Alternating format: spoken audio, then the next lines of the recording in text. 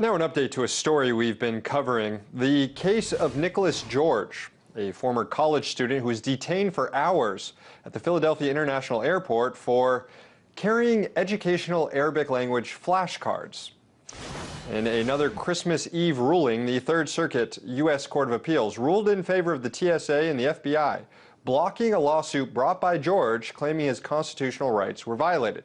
You see, George was studying Arabic for a study abroad program, but was detained, questioned, and even handcuffed for several hours after TSA agents concluded that carrying Arabic language flashcards is suspicious behavior. The flashcards had words on them like bomb and terrorist, as well as words like fat and cheap. Eventually, George was released, but claimed his free speech rights were stepped on by the agents and that he was subject to an improper search and arrest. However, Chief Judge Theodore McKee disagreed and said the agents were justified in their actions.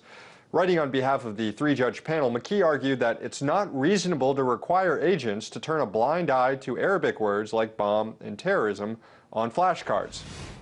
He writes, in a world where air passenger safety must contend with such nuanced threats as attempts to convert underwear into bombs and shoes into incendiary devices, we think that the brief detention that followed the initial administrative search of George was reasonable.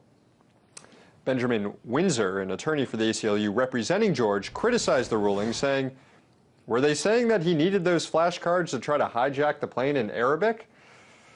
Anyways, George's legal team is considering an appeal.